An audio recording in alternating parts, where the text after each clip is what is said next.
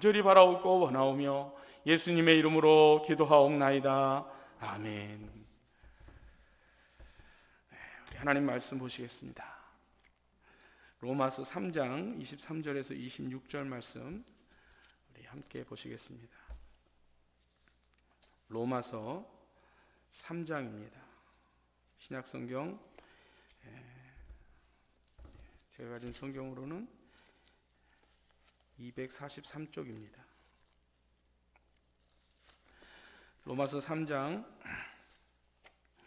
23절에서 26절 말씀 우리 한 목소리로 읽겠습니다. 모든 사람이 죄를 범하였음에 하나님의 영광에 이르지 못하더니 그리스도 예수 안에 있는 성령으로 말미암아 하나님의 은혜로 값없이 의롭다 하심을 얻은 자 되었느니라.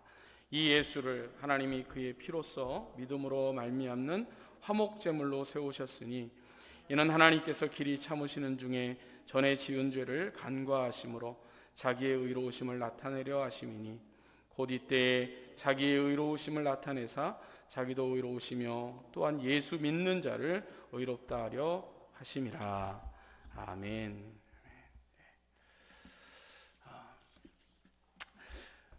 여러분, 성경에서 가장 중요하게 언급하고 있는 문제, 그리고 그래서 가장 많은 분량을 차지하면서 언급하는 주제가 있다면 그것은 바로 죄에 관한 문제입니다. 오늘 설교의 제목이 죄에 대한 하나님의 진노, 바로 십자가, 이런 제목을 가지고 말씀을 나누려고 하는데요. 여러분, 복음이 선포되어지는 이유, 왜 복음이 선포되어져야 할까? 그리고 인간이 구원받아야 하는 이유, 무엇 때문에 인간은 구원받는가? 무엇으로부터의 구원인가? 할 때 그것은 바로 죄로부터의 구원입니다. 그리고 그 죄에 쏟아지는 하나님의 무서운 진노로부터의 구원입니다. 그러니까 우리가 늘 기억해야 하는 것, 성경을 읽으면서 또 우리가 신앙생활을 하면서 잊지 말고 기억해야 하는 것은 바로 이겁니다. 우리가 하나님 앞에 나와 예배하며, 그리고 우리가 기도하며, 그리고 우리가 하나님의 말씀을 볼 때마다 꼭 기억해야 하는 것, 그것은 바로 이 죄의 문제에 대한 것입니다. 이 죄의 문제를 해결하기 위해서 예수님이 이 땅에 오셨던 것입니다. 성경이 말씀하는 복음의 핵심, 그것은 바로 이 죄의 문제를 해결하기 위하여 오신 예수 그리스도입니다. 왜 그렇습니까, 여러분? 이 죄의 문제가 인간의 가장 큰 문제이기 때문에 그렇습니다. 여러분, 그것은 오늘 우리가 읽은 이 로마서 3장에서 이렇게 설명하고 있는 겁니다. 로마서 3장 23절에 모든 사람이 죄를 범했다, 이렇게 전제하는 겁니다. 모든 사람이 죄를 범했다. 그래서 24절에 그리스도 예수의 구원이 필요하다, 이렇게 말하는 겁니다. 여러분, 24절에 그리스도 예수 안에 있는 이 속량이라는 말이 무슨 말입니까? 이게 구원이라는 말입니다. 그래서 영어 성경에는 이것을 리뎀션이라고 번역을 했습니다. 구원, 구속, 이런 말입니다.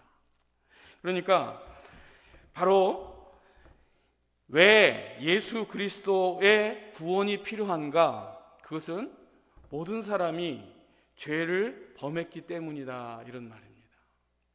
그 죄의 결과로 어떤 일이 벌어집니까? 하나님의 영광에 이르지 못하는 일이 벌어지는 겁니다. 하나님의 영광에 이르지 못한다는 말은 무슨 말입니까? 사망한다, 이런 말입니다. 하나님의 기준에 못 미치는 모든 인간은 다 영원한 사망 가운데 갇히는 것입니다. 그것이 인간의 가장 큰 문제입니다. 그 문제를 해결하기 위하여 예수 그리스도께서 오셨다, 이렇게 말하고 있는 겁니다. 이것을 성경은 하나님의 은혜라, 이렇게 말하고, 그런데 이 하나님의 은혜가 값없이 주어졌다, 이렇게 말합니다. 그런데 값없이라고 말할 때 이것은 우리 인간 편에서의 값없이입니다. 우리 인간 편에서는 우리가 이 하나님의 은혜를 받기 위하여 어떠한 대가도 지불하지 않았습니다. 그러나 하나님께서 이 은혜를 우리에게 주시기 위해서는, 하나님 편에서는 너무나 중요한 것을 값으로 지불하셨습니다. 그래서 인간 편에서는 값없이지만 하나님 편에서는 값을 지불하신 겁니다. 그래서 이것이 값싼 은혜가 아니고 값진 은혜입니다. 여러분, 하나님께서 우리 인간을 사랑하신다는 것은 분명한 사실입니다. 인간을 사랑하기 때문에 그래서 예수 그리스도를 보내주신 것입니다.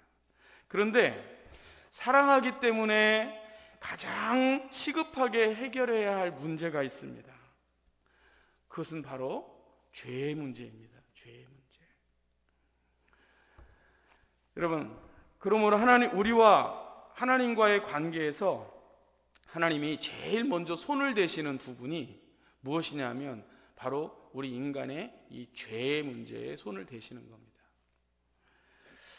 이것은 신약성경 전체에서도 이야기하는 것이고 구약에서도 동일하게 말씀하는 내용입니다.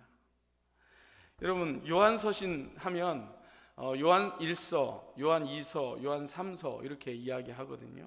그런데 이 요한 서신을 가리켜서 뭐라고 얘기하냐면 사랑의 서신이라 이렇게 이야기합니다. 왜냐하면 사랑이 풍성한 사도 요한이 사랑의 마음을 전했기 때문이다. 이렇게 아마 그래서 이런 별명이 붙었던 것 같습니다. 특별히 이 요한 서신에는 하나님과의 친밀한 사귐에 대하여 말씀합니다. 우리 인간과 하나님과의 친밀한 관계, 친밀한 사귐. 자, 그런데 이 사귐을 위해서 전제되어야 할 한 가지 조건이 있습니다. 그 조건이 무엇인가? 그것에 대해서 요한일서 1장 5절 이하에 보면 이렇게 기록합니다. 자, 여러분, 여기에 두 단어가 대조를 이룹니다. 우리가 그에게서 듣고 너희에게 전하는 소식은 이것이니 곧 하나님은 빛이시라 하는 겁니다. 하나님의 정체를 밝힙니다. 하나님은 어떤 존재인가? 빛이시라. 그래서 그에게는 어두움이 없습니다. 빛과 어두움은 대조를 이루는 겁니다. 빛이 있는 곳에 어두움이 있을 수 없고 어두움이 있는 곳에 빛이 있을 수 없다는 말입니다. 그래서 6절이 이렇게 얘기하는 겁니다. 그래서 만일 우리가 하나님과 사귐이 있다고 하고 어두움에 행하면 이것은 말이 안 된다는 겁니다. 그렇죠? 거짓말을 하고 그리고 진리가 아니라고 말하는 겁니다.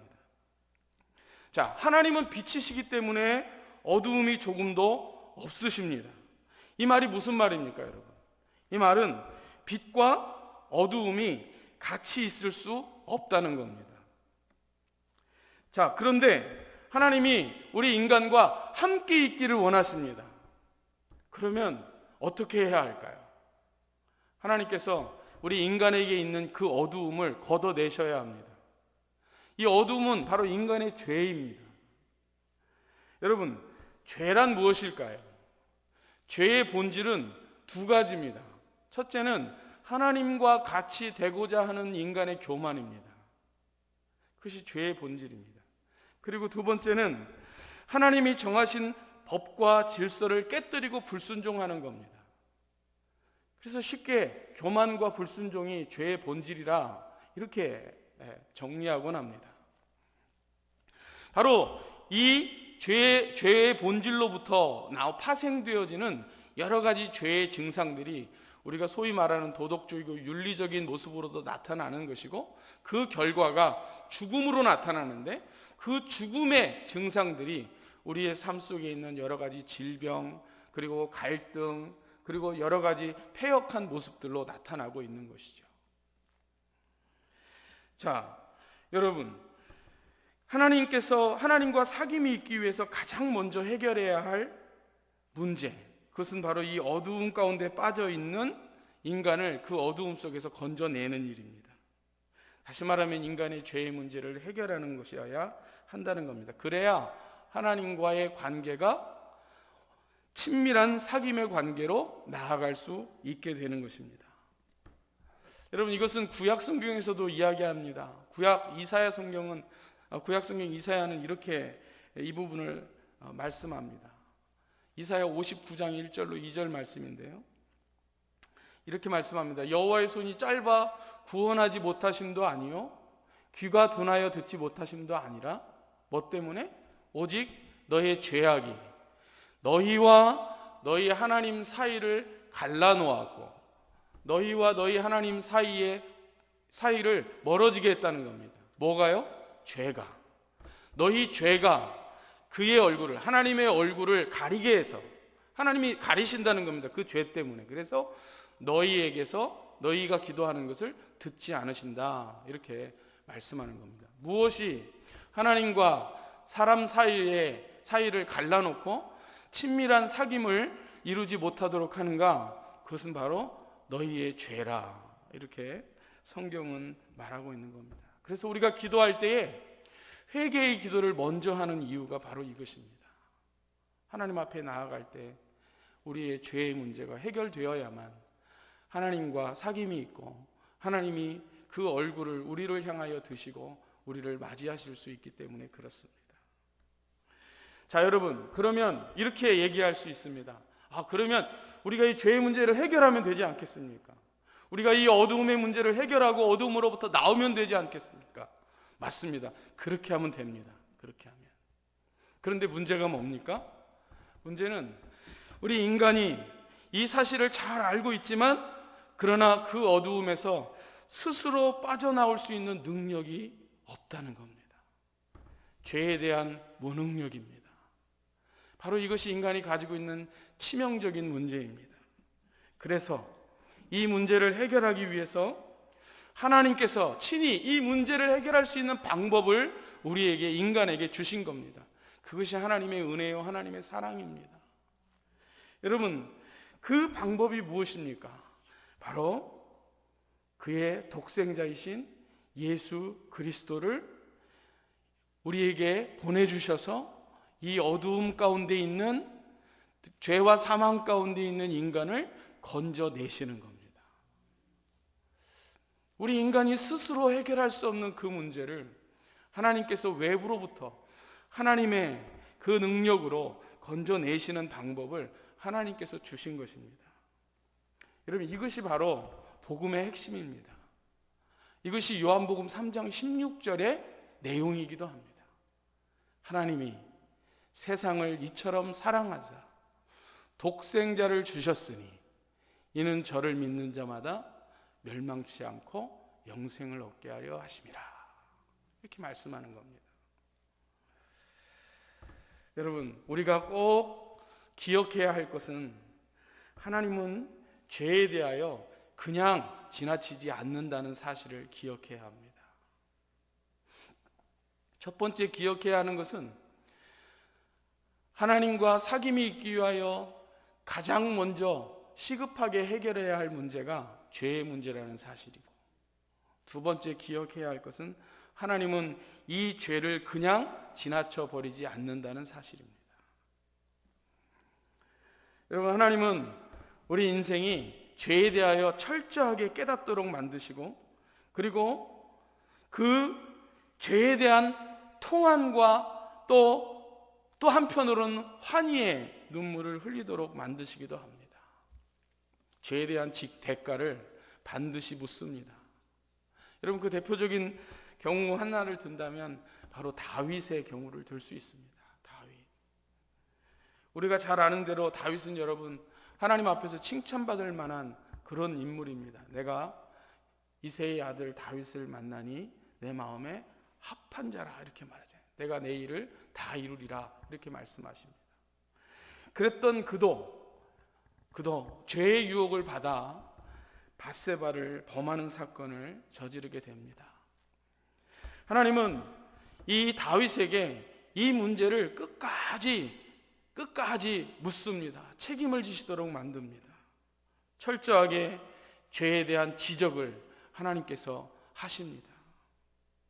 그때 지은 시편이 바로 우리가 잘 아는 시편 51편입니다. 여러분, 시편 51편을 보면 그 안에 처절한 눈물의 회개가 담겨 있습니다. 심지어 그가 눈물로 그 침상을 적셨다고 고백을 할 만큼 자기가 하나님 앞에서 범죄한 사실에 대하여 철저하게 반성하고 회개하는 그런 모습들이 그려져 있습니다. 여러분, 그럼에도 불구하고 하나님께서 그 죄에 대한 대가를 다윗에게 묻습니다. 밧세바와 사이에서 낳은 첫 번째 아들을 하나님께서 데려가십니다. 여러분, 하나님께서 죄에 대하여 얼마나 진노하시며 그 문제를 결코 간과하지 않는가, 우리가 잊어버리면 안 됩니다. 그 대표적인 사건이 바로 십자가 사건입니다. 십자가는 하나님께서 죄에 대하여 어떤 마음을 가지고 계시는지, 하나님께서 죄를 향하여 어떤 진노를 품고 계시는지를 보여주는 생생한 그림입니다. 앞서 하나님께서 인간을 사랑하시기 때문에, 우리와 함께 하시기를 원하시기 때문에 가장 먼저 해결해야 할 것이 죄의 문제라고 말씀드렸습니다. 죄의 값은 사망이므로 그 대가를 치르기 위해서 하나님께서 독생자를 보내주시고, 그로 하여금 우리의 죄값을 담당하도록 하심으로 십자가에 못 박게 하신 것입니다. 여러분, 그것을 오늘 우리가 읽은 본문 이 로마서 3장 25절에서 이렇게 말씀하는 겁니다. 자, 우리 3장 25절 한 번 더 읽어볼까요? 이 예수를 하나님이 그의 피로써 믿음으로 말미암는 화목제물로 세우셨으니 이는 하나님께서 길이 참으시는 중에 전에 지은 죄를 간과하심으로 자기의 의로우심을 나타내려 하심이라. 하나님이 이 예수를 화목제물로 세우셨다고 말합니다. 화목제물로 세우셨다는 것은 바로 십자가를 지게 하셨다는 것이죠. 그 화목제물로 세우신 예수님이 우리의 죄를 담당하심으로 우리에게 쏟아져야 할 하나님의 진노가 지나가는 거예요. 간과되었다는 겁니다. 간과되었다는 말이 유월이라는 말입니다. 유월, 패스오버죠. 넘어갔다는 겁니다. 화목제물 대신 예수 그리스도의 그 피 때문에 우리에게 쏟아져야 될 하나님의 진노가 이렇게 넘어가는 겁니다. 간과되어지는 겁니다. 여러분, 하나님께서 우리의 죄 때문에 바로 이 예수 그리스도를 십자가에 못 박으셨다는 사실, 누구 때문에? 바로 우리의 죄 때문에. 우리가 이것을 꼭 깊이 무겁게 명심해야 합니다. 이 말은 무슨 말이냐면 하나님께서는 반드시 그 죄의 대가를 요구하신다는 사실입니다. 그냥 지나쳐 버리지 않으신다는 겁니다. 여러분, 우리 편에서는 우리가 죄에 대한 대가를 지불하지 않아서 값없이 받은 것 같지만 하나님 편에서 그 대가를 지불하셨다는 겁니다. 하나님이 지불하신 대가, 그것이 십자가입니다. 자, 여러분, 이것은 바로 이 죄를 하나님께서 그냥 지나치시지 않는다. 반드시 지적하신다. 그리고 그 죄에 대한 대가를 반드시 지불하신다는 것을 우리가 구약 성경에 나오는 중요한 이 언약궤를 통해서 생각해 볼 수 있습니다. 오늘 이 말씀을 좀 같이 생각해 보고 말씀을 마치려고 합니다. 여러분, 언약 구약의 제사가 행해지던 곳이 바로 성막이잖아요. 성막에서 죄를 지은 백성들이 1년에 한 번씩 대제사장에 의해서 속죄제를 드리게 됩니다. 그 속죄제를 드리러 갈 때에 이스라엘 백성들이 흠없는 제물을 가지고 가야 합니다. 그 제물을 가지고 가는 것도 사실 쉬운 일이 아니에요. 예루살렘에서 성막이 있는 주변에 있는 사람들은 그냥 흠없는 어린 양을 끌고 가는 것이 그렇게 어렵지 않겠지만 100km, 200km 떨어진 곳에서 그 양을 데리고 온다는 것은요, 굉장히 어려운 일입니다. 뿐만 아니라 성막에 와서 그 제사를 할 때 여러분, 그 어린 양을 또는 염소를 죽이는 일을 누가 하느냐 하면 바로 제사를 하는 본인이 죽여야 하는 겁니다. 근데 그 양을 죽일 때 저도 한 번도 그런 일이 없습니다만 저는 닭은 죽여봤거든요. 닭은. 근데 닭을 죽이는 것도 굉장히 끔찍하더라고요. 그런데 여러분, 양이나 소를 죽인다고 생각해 보세요. 그 큰 동물을 죽일 때 한 번에 죽이는 것은 불가능하거든요. 그러니까 그 양을 잡을 때의 모습을 제가 유튜브를 통해서 보았습니다만은 굉장히 끔찍해요. 피가 막 튀잖아요, 사방으로. 뿐만 아닙니다, 여러분. 양을 잡으려면 죽여야 되죠. 그 다음엔 뭐 해야 돼요? 가죽을 벗겨야 돼요. 이 가죽을 벗기는 거 이거 보통 일이 아니에요. 정말 그야말로 온 천지에 다 피해로 번복이 될 수밖에 없죠. 그리고 가죽을 벗기면 그 다음엔 또 뭘 합니까? 각을 떠야 돼요. 근데 이 모든 일을 다 누가 하는 겁니까? 제사장이 하는 게 아니에요. 제사를 드리는 그 당사자가 다 하는 거예요. 그 양을 가지고 100km, 200km 떨어진 곳에서 데리고 오는 것부터 시작해서 그 양을 죽이고 그 양의 가죽을 벗기고 그리고 그 양의 또는 그 소의 각을 뜨는 이 모든 일을 다 예배자가, 제사자가 하는 겁니다. 여러분, 그걸 하면서 이스라엘 백성들이 뭘 느낄까요? 내 죄에 대한 대가가 이렇게 무서운 거구나. 이걸 배우는 겁니다. 나의 이 죄의 문제를 해결하기 위해서 이렇게 끔찍하게 이 대가를 지불하는구나. 죄가 이런 거구나. 이런 것을 배우는 것이죠. 바로 그걸 위해서 하나님께서 이스라엘 백성들에게 제사 제도를 꼼꼼하게 알려주시는 겁니다. 여러분, 이 제사 제도는 바로 예수 그리스도의 십자가를 예표하는 이스라엘 백성들의 삶에 담겨 놓으신 하나님의 장치였습니다. 그런데 여러분, 이 제사를 드리는 이 장소를 성막에서 제사를 드리지 않습니까? 그런데 이 성막은 성소와 지성소로 이렇게 나눠져 있습니다. 앞부분이 성소고, 그리고 성소라는 말은 거룩한 장소다 이런 말입니다. 거룩할 성자에 장소소자 써서. 그리고 휘장이 하나 있고 그 휘장을 넘어 들어가면 지성소가 있습니다. 성소와 지성소를 구분하죠. 성소와 지성소를 구분하는 이유는 그 지성소에 법궤, 언약궤를 놓기 때문에 그렇습니다. 지성소라는 말은 지극히 거룩한 장소다 이런 말입니다. Holy of Holies. 그래서 이 성막은 이렇게 두 파트로 나눠져 있습니다. 성소와 지성소. 그런데 그 지성소 안에 제가 앞서도 말씀드린 것처럼 뭐가 있다고요? 법궤가 있습니다. 언약궤. 자, 그 언약궤가요. 그 언약궤가 이렇게 크기가 어느 정도 되냐면요. 일반 책상만 합니다. 책상. 가로 120, 세로 70, 높이 70 정도 되잖아요. 보통 책상이. 그 정도 크기입니다. 그거보다 한 5cm 정도 작거나 그렇게 될 거예요.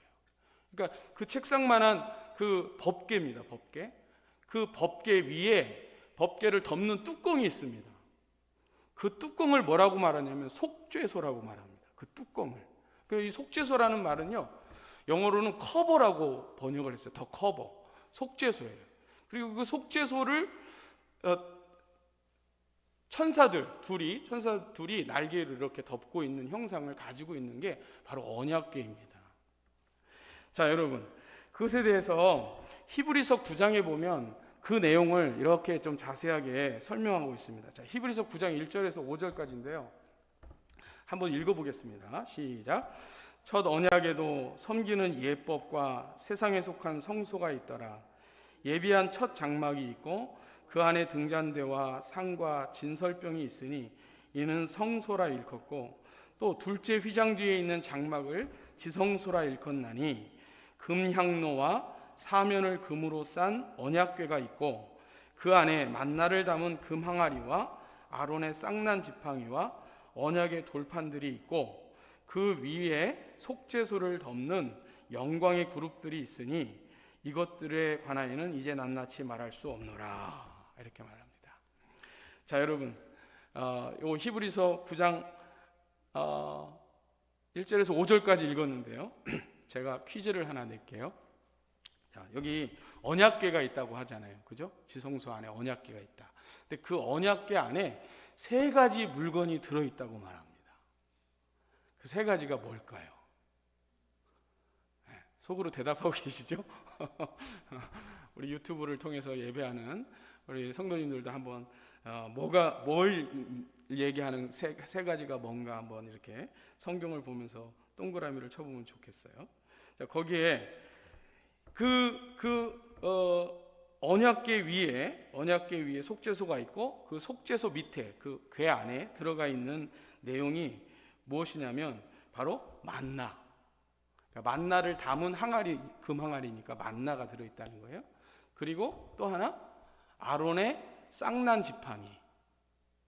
그리고 마지막 세 번째로 뭐가 있다고 말합니까? 언약의 돌판들. 이 세 가지가 있다는 거예요. 언약의 돌판들. 이것이 그 법궤 안에 들어가 있고 그 세 가지를 덮는 그 세 가지를 덮고 있는 걸 속죄소라고 말해요. 속죄소. 이 속죄소를요. 또 옛 성경에서는 시은소다 이렇게 말하기도 했어요. 시은소.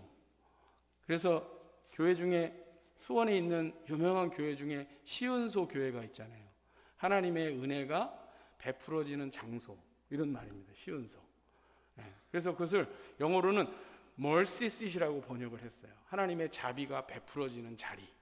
그게 뭐냐면 바로 이 언약궤를 덮고 있는 속죄소. 그게 속죄소예요. 그게 속죄소. 그 뚜껑. 거기가 하나님의 은혜가 베풀어지는 장소라는 거예요. 자, 여러분, 그걸 한번 사파로 한번 볼까요? 그림으로 이렇게 생겼어요. 이렇게 제가 설명드린 게, 저 언약궤가 보통 책상 크기만 해요. 그게 법궤고요. 그 덮여 있는 게 뚜껑, 그게 속죄소고요. 그리고 저 천사들의 모양이 있는 걸 바로 그룹이라 이렇게 말하는 겁니다. 저 법궤 안에 만나, 아론의 쌍난 지팡이, 그리고 언약의 돌판, 두 돌판이겠죠. 언약의 두 돌판이라는 것은 십계명을 이야기하는 겁니다. 그죠? 자, 그럼 여기서 한번 중요한 질문을 하나 드려볼게요. 여러분, 왜 하필이면 많고 많은 것 중에 이 세 가지를 하나님께서 이 법궤 안에 넣어 놓으라고 했을까요? 이 세 가지가 무슨 의미가 있을까요? 특별한 의미가 있기 때문에 이것을 하나님의 은혜가 베풀어지는 그 장소 밑에다 넣으라고 한 것 아니겠습니까? 자, 그것을 우리가 한번 생각해 보려고 하는 것입니다. 먼저 만나를 한번 생각해 봅시다. 만나. 여러분, 출애굽기 16장을 보면 만나에 대한 말씀이 잘 나오고 있습니다. 애굽을 나온 이스라엘 백성들은 먹을 것이 없어서 불평을 하기 시작합니다. 그러자 하나님께서 하늘로부터 만나를 내려주시고 그들을 먹이시는 장면이 출애굽기 16장에 등장합니다. 자, 여러분, 16장 1절부터 4절까지 말씀인데요. 제가 한번 읽어볼게요. 이스라엘 자손의 온 회중이 엘림에서 떠나 엘림과 시내산 사이에 있는 신광야에 이르니 애굽에서 나온 후 둘째 달 15일이라. 이스라엘 자손 온 회중이 그 광야에서 모세와 아론을 원망하여. 다음 절? 이스라엘 자손이 그들에게 이르되 우리가 애굽 땅에서 고기 가마 곁에 앉아 있던 때와 먹고 배불리 먹던, 잘 안 보이네요, 때에 여호와의 손에 죽었더라면 좋았을 것을. 그 밑에 내용은 너희가 모세와 아론을 향해서 얘기하고 원망하는 겁니다. 너희가 우리를 이곳으로 불러내어서 이렇게 다 굶어 죽게 하고 목마르게 하고 힘들게 하는구나 라고 그들이 모세와 아론을 향해서 원망합니다. 그때 4절에 우리 4절 같이 읽어볼까요? 시작. 그때 여호와께서 모세에게 이르시되 보라, 내가 너희를 위하여 하늘에서 양식을 비같이 내리리니 백성이 나가서 일용할 것을 날마다 거둘 것이라. 이같이 하여 그들이 내 율법을 준행하나 아니하나 내가 시험하리라. 자, 여러분, 먹을 것이 없어서 이스라엘 백성들이 하나님을 잘 섬기지 못하겠다고 하자 하나님께서 그들에게 먹을 것을 주십니다. 그리고 그들로 하여금 그들이 하나님을 잘 섬기는가 보겠다고 말씀하는 겁니다. 자, 그러면 여러분, 이 만나가 이스라엘 백성들에게 어떤 의미를 가지느냐 하면 그들이 하나님을 원망하는 아주 중요한 사건으로서의 상징을 이 만나가 가지고 있는 겁니다. 하나님께서 이스라엘 백성들에게 만나를 주셨습니다. 그래 그들이 배불리 잘 먹었습니다. 그럼 그들이 하나님을 잘 섬기며 따랐습니까? 그렇지 않았습니다. 여전히 그들은 원망합니다. 다시 말하면 만나 사건은 바로 이스라엘 백성들의 불신앙을 지적하고 있는 것입니다. 이것이 너희라는 겁니다. 금항아리에 만나를 담아서 언약궤 속에 둠으로써 그들의 이 불순종의 죄를 지적하고 있는 겁니다. 자, 두 번째는 아론의 쌍난 지팡이 들어 있습니다. 아론의 쌍난 지팡이는 민수기 16장과 17장에 잘 나오고 있습니다. 여기를 보면 아론의 쌍난 지팡이 사건에 대해서 말씀하고 있는데 민수기 16장을 보면 레위 자손 중에 고라와 다단과 온이 당을 지어서 당시에 유력한 사람 250명과 힘을 합쳐서 모세와 아론을 반역합니다. 우리도 제사를 드릴 수 있다 이렇게 주장하면서 모세와 아론의 권위를 도전합니다. 그래서 하나님께서 진노를 바라시면서 지진을 일으키셔서 그들이 다 죽게 되는 사건이, 무서운 사건이 벌어졌습니다. 그 사건 후에 이 민수기 17장에 보면 하나님께서 이스라엘 백성에게 자신을 거스르지 말라는 것을, 다시 말하면 당신이 세우신 그 법과 질서를 함부로 거스르지 말 것을 보이기 위해서 각 지파의 12지파죠. 12지파의 지도자의 이름을 쓴 지팡이 하나씩을 다 법궤 앞으로 가지고 오라고 말씀합니다. 그리고 그 법궤 옆에다 두라고 말씀합니다. 그때 레위 지파의 지팡이에는 아론의 이름을 쓰라고 말합니다. 그리고 그 법궤 옆에 둔 이후에 그 다음 날 모세가 가보니까 다른 지팡이는 다 변화가 없는데 아론의 지팡이에만 um이 돋고 순이 나고 꽃이 피어서 살구 열매가 맺었더라 이렇게 기록하고 있습니다. 자, 이 아론의 쌍난 지팡이를 왜 이 언약궤 안에 놓으라고 했는가에 대해서 민수기 17장 10절에서 이렇게 말씀합니다. 여러분 한번 보십시오. 민수기 17장 10절 말씀에 여호와께서 모세에게 이르시되 아론의 지팡이는 증거궤 앞으로 도로 가져다가 거기 간직하여 반역한 자에 대한 표징이 되게 하여 그들로 내게 대한 원망을 그치고 죽지 않게 할지니라 이렇게 말합니다. 여러분, 지금 이 아론의 쌍난 지팡이가 상징하는 게 뭐냐면 반역에 대한 상징입니다. 반역하지 말아라. 반역한 이스라엘 백성들의 죄를 지적하고 있는 것입니다. 자, 하나님 앞에서 반역한 자들의 표시가 되게 하려고 그 지팡이를 보존하게 하셨다는 것이죠. 무엇을 이야기하는 겁니까, 여러분? 이 아론의 쌍난 지팡이는 하나님 앞에서 반역한 자들의 죄를 신랄하게 지적하고 있는 것입니다. 자, 마지막으로 세 번째는 언약의 돌판들입니다. 이 언약의 돌판들이라고 말하는 것은 두 개의 돌판으로 되어져 있기 때문에 10계명이 1계명부터 5계명까지 아마 6계명부터 10계명까지가 이렇게 나눠져 있기 때문에 그런 것이라고 추정을 합니다. 이 언약의 두 돌판은 몇 번째 돌판일까요? 두 번째 돌판입니다. 두 번째 돌판. 자, 첫 번째 돌판은 깨뜨려졌습니다. 여러분, 언제 그것이 깨뜨려졌죠? 출애굽기 32장 이후에 등장하는데 그것은 모세가 하나님의 이 언약궤를 이 언약의 말씀을 십계명이죠. 그것을 받기 위해 시내산 꼭대기에 올라갔을 때에 이스라엘 백성들이 모세가 내려오지 않자 아론을 부추겨서 우리를 인도한 신을 만들어라 이렇게 종용을 합니다. 그래서 그들이 금부치를 다 가져다가 만들었더니 송아지 형상이었어요. 그걸 가지고 이것이 우리를 애굽에서 인도해낸 하나님이라 하면서 그것을 막 경배하고 그 앞에서 춤을 추고 제사 행위를 하고 있는 것을 보고 모세가 내려오면서 그가 들고 있었던 그 하나님이 주신 언약의 두 돌판을 탁 깨뜨려 버렸습니다. 그리고 다시 두 번째 하나님께서 모세로 하여금 그 돌판을 가져오게 하시고 그리고 동일하게 두 번째 돌판을 주신 것입니다. 자, 여러분, 이 두 번째라고 하는 것이 큰 의미를 가지고 있습니다. 바로 그들이 우상 숭배한 죄의 상징이 이 두 번째 언약의 돌판들이기 때문에 그렇습니다. 이 두 번째라는 것 자체만으로도 이미 이스라엘 백성들의 죄를 상징하고 있는 것이죠. 왜 그렇습니까, 여러분? 만약 이스라엘 백성이 금송아지를 만들지 않았다면 첫 번째 증거의 돌판이 깨지지 않았을 것이기 때문에 그렇습니다. 자, 이처럼 지금 언약궤 안에, 법궤 안에 들어가 있는 세 가지 물건, 그죠?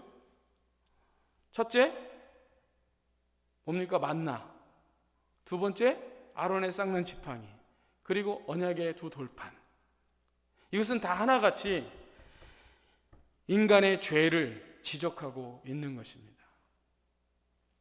그들의 불순종, 그들의 반역, 그들의 우상 숭배를 지적하고 있는 것입니다. 바로 이 언약궤 위에 이 언약궤를 덮고 있는 것이 바로 속죄소입니다. 속죄소. 그 속죄소가 인간의 죄를 덮고 있는 겁니다.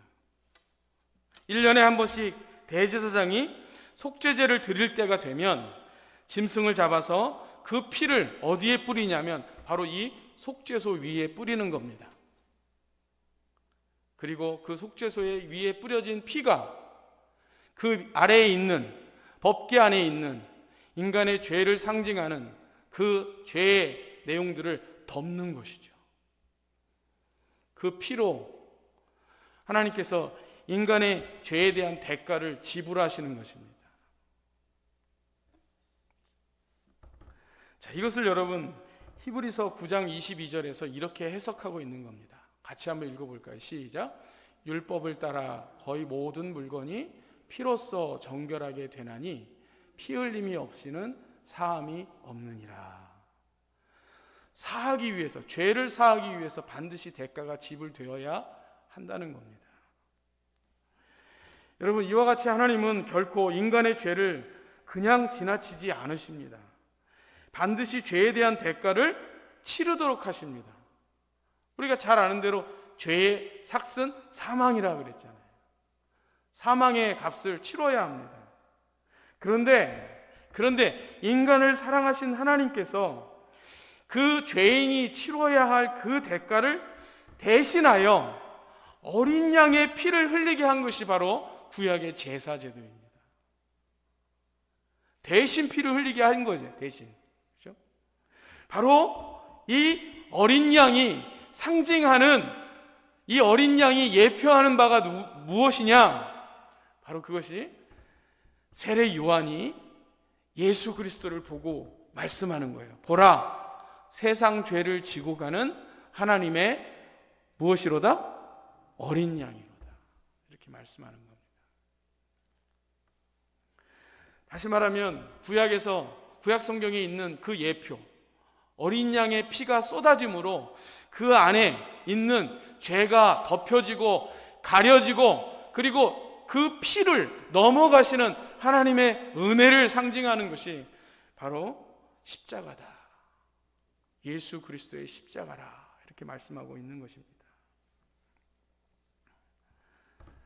여러분, 이것을 구약 성경의 이사야 선지자가 이사야 53장 6절에서 이렇게 설명을 했습니다. 우리는 다 양 같아서 그릇 행하여 각기 제 길로 갔거늘 여호와께서는 우리 모두의 죄악을 그에게 담당시키셨도다. 담당시키셨도다. 우리가 지불해야 할 그 죄의 대가를 그에게, 그는 바로 예수 그리스도죠. 그에게 담당시키셨도다. 이렇게 이사야 선지자가 말했습니다. 바로 이 이사야 53장 6절 말씀을 사도 베드로가 이렇게 인용하면서 해석을 합니다. 베드로전서 2장 24절 말씀입니다. 우리 같이 읽겠습니다. 친히 나무에 달려 그 몸으로 우리 죄를 담당하셨으니 이는 우리로 죄에 대하여 죽고 의에 대하여 살게 하려 하심이라. 이렇게 해석을 하고 있는 겁니다. 담당하셨다는 거예요, 여러분. 그냥 없어지는 게 아니에요. 그 죄값을 반드시 치르게 하시는데 그 죄값을 예수 그리스도께서 담당하셨다는 겁니다. 죄의 값은 사망이고 피 흘려 죽는 것입니다. 그러나 모든 죄를 예수 그리스도가 대신 다 지시고 그 죄값을 담당하신 것입니다. 우리는 우리의 죄값을 치르기 위해 죽는 것 외에는 방법이 없었던 자들입니다. 여러분, 여기서 죽는다는 것은 그냥 일시적으로 죽는 것이 아니라 영원히 죽는 것입니다. 지옥의 멸망을 의미하는 것입니다. 왜냐하면 하나님은 그 죄에 대한 죄값을 반드시 심판하시기 때문에 그렇습니다. 언약궤 속에 있는 인간의 죄의 증거물을 하나님은 그냥 간과하시죠. 그냥 간과하는 게 아닙니다. 대가를 지불하심으로 넘어가시는 겁니다. 그 죄에 대한 심판으로서 하나님은 그의 사랑하시는 독생자 예수 그리스도를 십자가에 못 박도록 허락하신 것입니다. 그리고 그 피가 오늘 우리의 모든 죄악을 담은 이 언약궤를 덮는 것으로 그렇게 성경이 말씀하고 있는 겁니다. 여러분, 이것을 성경이 복음이라고 말하고 은혜라고 말하는 겁니다. 하나님께서 우리 인간에게 직접적으로 죄의 대가를 요구하시지 않는다고 해서 그가 죄를 그냥 지나친다고 생각하는 것은 오해라는 말입니다. 그냥 넘어가지 않습니다. 여러분, 그것을 오늘 우리가 읽은 본문 3장 25절 이하에서 이렇게 말하는 겁니다. 자, 3장 25절 말씀입니다. 이 예수를 하나님이 그의 피로써 믿음으로 말미암는 화목제물로 세우셨다. 이렇게 말하는 겁니다. 자, 여러분, 말씀을 맺습니다. 우리 모두는 죄라는 문제를 가장 중요한 근거로 신앙생활하는 것이 필요합니다. 우리에게 가장 큰 문제, 우리가 극복할 수 없는 그 문제, 바로 그 죄의 문제인데 이 죄의 문제를 극복할 수 있도록 하나님께서 우리에게 예수 그리스도를 보내주셨다는 사실, 여러분, 이것을 크게 느끼면 느낄수록 우리의 삶에 감격과 그리고 변화가 일어나는 것입니다. 죄의 문제에 대한 심각한 통찰이 없이 삶의 변화는 일어나지 않습니다. 언제나 성경은 복음을 설명할 때 이 죄의 문제로부터 시작합니다.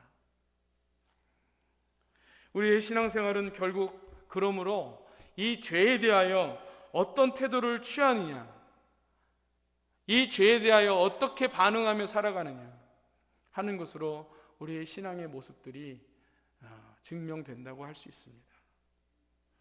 여러분, 얼마만큼 이 죄의 문제를 심각하게 생각하고 또 죄와 싸우며 살아가는가, 이것이 우리 신앙생활의 가장 중요한 특징이 되어야 할 것입니다. 사도 바울은 로마서 6장 11절에서 이렇게 말씀합니다. 이와 같이 너희도 너희 자신을 죄에 대하여는 죽은 자요 그리스도 예수 안에서 하나님께 대하여는 살아있는 자로 여길지어다. 이렇게 말씀합니다. 앞서 보았습니다만 사도 베드로는 죄에 대하여는 죽고 하나님에 대하여는 살아있는 자로 의에 대하여 살아있는 자로 이렇게 이야기했는데, 사도 바울은 죄에 대하여는 죽고 하나님께 대하여 살아있는 자로 여길지어다 이렇게 말씀합니다. 죽는다는 건 뭡니까 여러분? 반응하지 않는다는 겁니다. 죽으면 반응이 없잖아요. 죄에 대하여 반응하지 않고 하나님께 대하여 반응하고 의에 대하여 반응하는 삶을 살아가는 것. 여러분, 이것이 예수 그리스도께서 우리를 위하여 십자가에 못 박혀 그 모든 죄의 값을 담당하심으로 우리에게 이루시고자 하시는 목적이었습니다. 예수 그리스도의 십자가는 우리에게 그러므로 복음이요 영원한 생명입니다. 죄에 대한 인식이 없기 때문에 예수 그리스도를 그저 위대한 스승 정도로 생각하는 겁니다. 그러나 예수님은 단순히 위대한 성인 군자가 아닙니다. 그는 구원자이고 생명입니다. 왜냐하면 그는 우리의 죄의 문제를 해결하시는 분이시기 때문에 그렇습니다. 누구도 이 죄의 문제를 해결할 수 있는 존재가 없습니다. 그래서 사도는 이렇게 사도행전에 우리가 잘 아는 대로 이렇게 고백합니다. 다른 이름으로는 구원을 얻을 수 없나니 천하 인간의 구원을 얻을 만한 다른 이름을 우리에게 주신 일이 없음이라 이렇게 말씀합니다. 사랑하는 여러분,